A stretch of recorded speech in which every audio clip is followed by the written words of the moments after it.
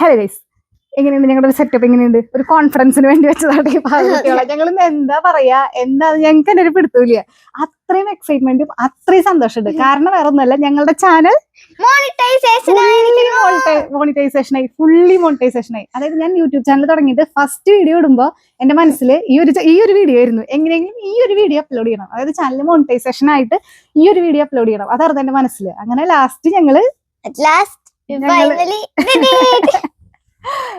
അപ്പൊ ഞങ്ങളൊരു YouTube journey പറയാം. അതായത് ഞാൻ ഒരു വർഷമല്ല 1.5 വർഷമായിട്ട് അല്ലെ മുൻപാണ് യൂട്യൂബ് ചാനൽ തുടങ്ങിയിട്ട്. അപ്പൊ തുടങ്ങുമ്പോ എനിക്ക് ഭയങ്കര മടിയായിരുന്നു, ഫേസ് കാണിക്കാൻ മടിയായിരുന്നു. ഈ ലോകത്തെ ഏറ്റവും വൃത്തിയായിട്ട വോയിസ് എന്റെയാന്ന് വിശ്വസിച്ചിരുന്ന ഒരാളാണ് ഞാൻ. ഞാനൊരാൾക്ക് വാട്സപ്പിൽ മെസ്സേജ് അയച്ച് ഞാനത് കേൾക്കില്ല, കാരണം അത്രയും വൃത്തിയായിട്ട സൗണ്ട് ഞാൻ അങ്ങനെ വിചാരിക്കാറുണ്ട്. ആ ആളാണ് ഇപ്പൊ ഫുൾ വോയിസ് ഓവർ കൊടുത്തിട്ടാണ് ഞാൻ എല്ലാ വീഡിയോസ് ഇടുന്നത്. ഇപ്പൊ എനിക്ക് അതിലാണ് എന്റെ ധൈര്യം. വോയിസ് ഓവർ കൊടുത്തിടുമ്പോഴാണ് നല്ല റീച്ച് എന്നാണ് എനിക്ക് ഇപ്പൊ തോന്നണേ, മനസ്സിലാവണേ. ആദ്യം ഞാൻ എന്റെ മോളെ കൊണ്ട് കുറച്ച് ബുദ്ധിമുട്ടിച്ചിട്ട്, അതിൽ എനിക്ക് വോയിസ് ഓവർ കൊടുക്കാൻ മടിയായിട്ട്, എനിക്ക് ഫേസ് കാണിക്കാൻ മടിയായിട്ടും എന്റെ കുട്ടിയുടെ വീഡിയോ ഞാൻ ഇട്ട് പറഞ്ഞത്, കുട്ടീനെ കൊണ്ടാണ് വോയിസ് കൊടുപ്പിച്ചു പറഞ്ഞത്. അത് കഴിഞ്ഞിട്ട് എങ്ങനെ നോക്കുമ്പോഴും വീഡിയോക്ക് റീച്ച് ഒന്നുമില്ല.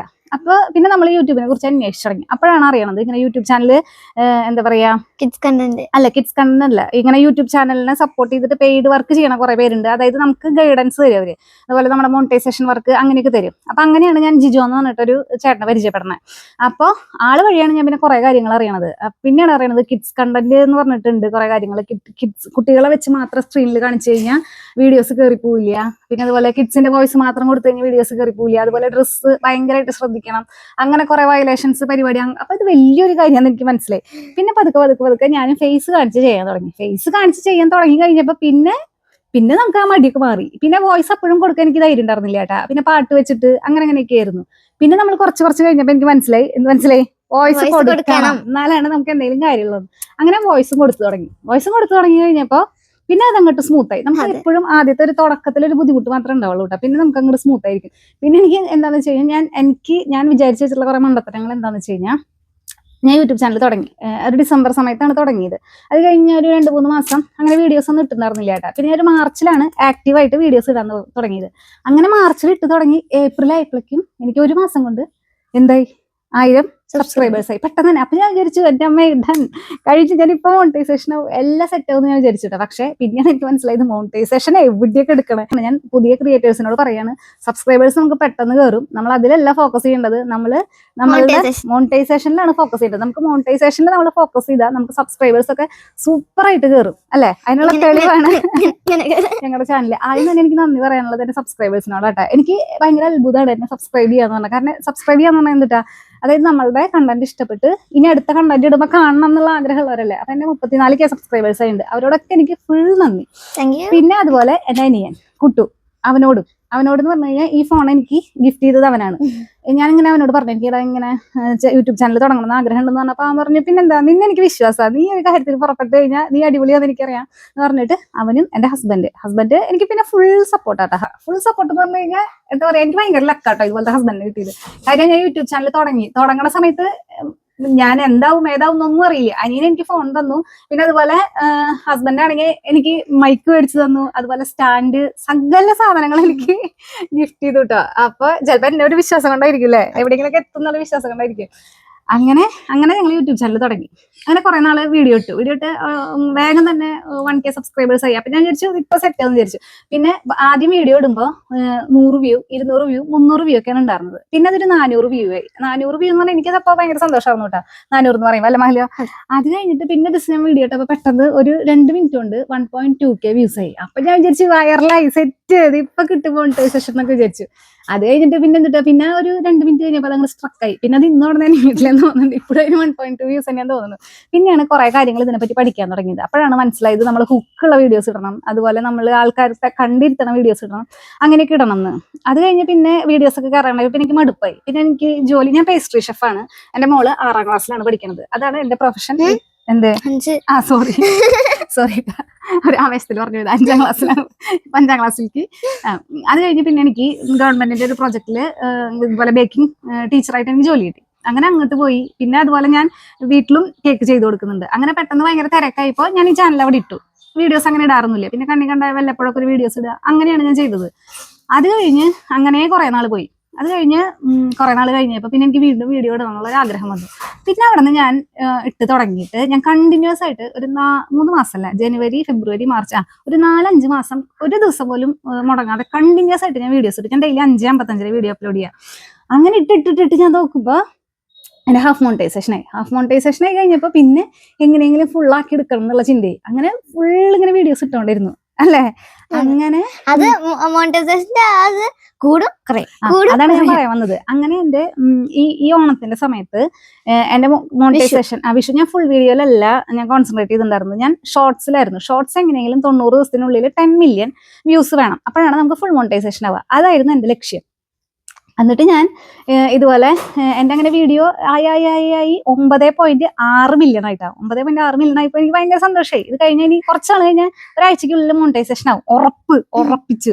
അത് കഴിഞ്ഞിട്ട് പിറ്റേ ദിവസം നോക്കുമ്പോൾ 9.6 എന്നുള്ളത് 9.5, 9.4, അതായത് നമ്മുടെ 90 ദിവസത്തിനുള്ളിലാണല്ലോ. അപ്പൊ രണ്ടാമത്തെ ദിവസത്തേക്ക് വ്യൂസ് പോയി തുടങ്ങി. അങ്ങനെ 90 ദിവസം കഴിയുമ്പോൾ 99ാമത്തെ ദിവസത്തില് ഫസ്റ്റ് നമ്മളിട്ട വീഡിയോന്റെ ഇത് കുറഞ്ഞു വരും. അങ്ങനെ കുറഞ്ഞിട്ടാ എന്റെ 8 മില്യൺ ആയി. അപ്പൊ ഞാൻ എനിക്ക് ആകെ തകർന്നു പോയി. ഞാൻ പിന്നെ കുഴപ്പമില്ല, വീണ്ടും നമുക്ക് കണ്ടന്റ് ഉണ്ടല്ലോ ഇഷ്ടംപോലെ. കണ്ടന്റ് ഒന്നുമില്ല, എന്തെങ്കിലും പറയാതെ കണ്ടന്റ് ആക്കുക. അങ്ങനെ പിന്നെ സബ്സ്ക്രൈബേഴ്സ് ഉണ്ട്. അങ്ങനെ വീണ്ടും ഒരു മാസം കൂടി അങ്ങനെ കഷ്ടപ്പെട്ട് കണ്ടിന്യൂസ് ആയിട്ട് വീഡിയോ ആയപ്പോ ലാസ്റ്റ് ഞങ്ങളെ 10 മില്യൺ വ്യൂസ് ആയി ഞങ്ങളുടെ ചാനൽ. 9.9 നിന്നിട്ട് എത്ര ദിവസം? 9.9 3 ദിവസം നിന്നു. പിന്നെ എനിക്ക് പേടിയായിരുന്നു കുറയോ. പക്ഷെ പിന്നെ 10 മില്യൺ വ്യൂസ് ആയി. അങ്ങനെ മോണിറ്റൈസേഷൻ ആയി. അതിന് എനിക്ക് ഏറ്റവും കൂടുതൽ എന്നെ ഹെൽപ്പ് ചെയ്തിട്ടുള്ളത് എന്റെ കുഞ്ഞുകുട്ടിയേട്ടാ. ബാക്കി എല്ലാം ഓക്കെ, എല്ലാവരും ഫോൺ തന്നിട്ടുണ്ട്, സ്റ്റാൻഡ് തന്നിട്ടുണ്ട്, എല്ലാം സപ്പോർട്ടുണ്ട്, എല്ലാം ഉണ്ട്. പക്ഷെ ഫുൾ കൂടെ നിന്ന് ചില സമയത്ത് ഞാൻ നല്ല ചീത്ത പറയും. പക്ഷെ എന്റെ ഫുൾ കൂടെ നിന്ന് എന്നെ സപ്പോർട്ട് ചെയ്തിട്ടുള്ളത് എന്റെ മത്സമോളാട്ടാ. അതെനിക്ക് പറയാതിരിക്കാൻ പറ്റില്ല. കാരണം മത്സമോൾ എനിക്ക് വീഡിയോ എടുക്കാൻ എനിക്ക് പറ്റില്ല. കാരണം എനിക്ക് അതിനുള്ള കോൺഫിഡൻസ് ഇല്ല. മത്സമോളാണ് എന്റെ ചാനലിലെ കോൺഫിഡൻസ്, സത്യം പറയാലോ. പിന്നെന്തിട്ട് നമുക്ക് പറയാനുള്ളത്? പിന്നെ ഇതുപോലെ യൂട്യൂബ് ചാനൽ തുടങ്ങണം എന്ന് ആഗ്രഹമുള്ളവരെ എന്തെങ്കിലുമൊക്കെ അങ്ങനെ ഹെൽപ്പ് വേണം, അതായത് വല്ല സംശയമൊക്കെ ഉണ്ടെങ്കിൽ എന്റെ ഇൻസ്റ്റാഗ്രാമിൽ മെസ്സേജ് അയച്ച് ഞാൻ പറഞ്ഞു തരാട്ടോ. എനിക്ക് അറിയാവുന്ന കാര്യങ്ങൾ ഞാൻ പറഞ്ഞു തരാട്ടോ. എന്റെ ഒരു എക്സ്പീരിയൻസ്, കുറെ കാര്യങ്ങളൊന്നും എനിക്കറിയില്ല, പക്ഷെ എന്റെ ഒരു എക്സ്പീരിയൻസ്. ഇപ്പൊ ചാനൽ തുടങ്ങിയിട്ട് ഏകദേശം 1 വർഷം 1.5 വർഷമായി. ഇപ്പോഴും ഞാൻ പുതിയ ഓരോ കാര്യങ്ങൾ പഠിച്ചുകൊണ്ടിരിക്കുക. പിന്നെന്താ കണ്ണാ, പിന്നെ എനിക്ക് മോണിറ്റൈസേഷൻ ആവണതിന് മുന്നേ എനിക്ക് കൊളാബറേഷൻ കിട്ടി തുടങ്ങിട്ടോ. പ്രൊഡക്ട്സ് ഒക്കെ എനിക്ക് കിട്ടിയിട്ട് മെയിൻ യൂട്യൂബ് ചാനൽ തുടങ്ങിയത് എന്താണെന്ന് വെച്ചാൽ മോണിറ്റൈസേഷൻ ആവാനും കൊളാബ് കിട്ടാനും. അങ്ങനെ വേണമെങ്കിൽ പറയാം. അങ്ങനെ കൊളാബറേഷൻ ഒക്കെ കിട്ടി, പ്രൊഡക്ട്സ് ഒക്കെ കിട്ടി തുടങ്ങിയിട്ട്. അപ്പൊ എനിക്ക് ഭയങ്കര സന്തോഷമായിരുന്നു. അത് കഴിഞ്ഞ് മോണിറ്റൈസേഷനും കൂടി ആയപ്പോ അതിനേക്കാൾ സന്തോഷമായി. പിന്നെ നമുക്ക് ഹാഫ് മോണിറ്റൈസേഷന് മുന്നേ തന്നെ നമുക്ക് ഹാഫ് മോണിറ്റൈസേഷൻ ആയി കഴിഞ്ഞപ്പോ തന്നെ നമുക്ക് ഇത് ഡോളർ കയറാൻ തുടങ്ങിയിട്ട്. അതായത് എങ്ങനെ അഫിലിയേറ്റ് പ്രോഗ്രാം വഴി, അതായത് നമ്മളൊരു പ്രൊഡക്റ്റ് ടാഗ് ചെയ്ത് കൊടുക്കുമ്പോൾ അത് അവർ പർച്ചേസ് ചെയ്യുമ്പോൾ നമുക്ക് അതൊരു ചെറിയ കമ്മീഷൻ. അങ്ങനെ അത് ഭയങ്കര ഒന്നുമില്ല കേട്ടോ, നിസ്സാരമായിട്ട്. ഇപ്പോഴാണ് ഫുൾ മോണിറ്റൈസേഷൻ ആയത്. പിന്നെ നല്ല കണ്ടന്റ് ഇടണം. പിന്നെ അതുപോലെ പിന്നെ ഇപ്പൊ ഞാൻ യൂട്യൂബ് ചാനൽ തുടങ്ങുമ്പോൾ എനിക്ക് എന്റെ ചുറ്റുള്ളവരൊക്കെ എനിക്ക് സപ്പോർട്ടായിരുന്നു. ആരും എന്റെ മുഖത്ത് നോക്കിയതിനോട് ആരും നെഗറ്റീവ് പറഞ്ഞിട്ടില്ല, എന്തിനീ പണിക്ക് നിൽക്കണമെന്ന് പറഞ്ഞിട്ടില്ല. എല്ലാവർക്കും ഭയങ്കര പ്രൗഡായിരുന്നു. ഇപ്പൊ എന്റെ അച്ഛനൊക്കെ ഭയങ്കര സന്തോഷം ഞാൻ വീഡിയോ എടുക്കുന്നത്. പിന്നെ അനിയത്തി, ചേച്ചിമാര്, പിന്നെ എന്റെ കുറെ കുട്ടികളുണ്ട്, ചേച്ചിമാരുടെ മക്കൾ, അനിയത്തിയുടെ മക്കളൊക്കെ കുറെ പിള്ളേരുണ്ട്. അവരെപ്പോഴും എന്റെ പിന്നാലെ ഉണ്ട്. എപ്പോഴും ഈ എന്താ പറയാ പൂവിന്റെ പിന്നാലെ ചിത്രശലഭങ്ങൾ ഉണ്ടാവില്ലേ, അതുപോലെ എപ്പോഴും ഞാൻ എവിടെ ഉണ്ട് അവിടെ ഈ പിള്ളേരുണ്ട്. അതായത് മേമ നമുക്കൊരു റീൽ എടുത്താലോ, അല്ലെ നമുക്ക് റീൽ എടുത്താലോ എന്നൊക്കെ പറഞ്ഞിട്ട് ഫുൾ ഉണ്ടാവട്ടെ. എനിക്കത് ഭയങ്കര ഇഷ്ടമാണ്. എന്റെ വീഡിയോസിൽ നോക്കിയാൽ കാണാം, ഫുൾ അവരെ കാണാം, എപ്പോഴും അവരെ കാണാം. ഇപ്പൊ അവർക്ക് എല്ലാവർക്കും പുതിയ ചാനൽ തുടങ്ങണം, ഞാൻ തുടങ്ങി കൊടുക്കണം എന്നൊക്കെ എല്ലാവരും പറയണം. പക്ഷെ നല്ലതാട്ടാ. ഞാൻ അതായത് ഇതൊരിക്കലും നമ്മൾ പഠിപ്പിനെ ബാധിക്കാൻ പാടില്ല. എനിക്ക് മത്സമോളെ വെച്ചിട്ട് വീഡിയോ എടുക്കുമ്പോൾ എനിക്കൊരു കോൺഫിഡൻസ് എന്ന് പറഞ്ഞാൽ ഒരിക്കലും ആളുടെ പഠിപ്പിനെ ഇത് ബാധിച്ചില്ല. ആൾ എപ്പോഴും ടോപ്പറാണ്. അതുകൊണ്ട് എനിക്ക് ആ ഒരു ഭാഗത്ത് എനിക്കൊരു ടെൻഷൻ ഇല്ല. അങ്ങനെ തന്നെ പോയിക്കോളാട്ടാ.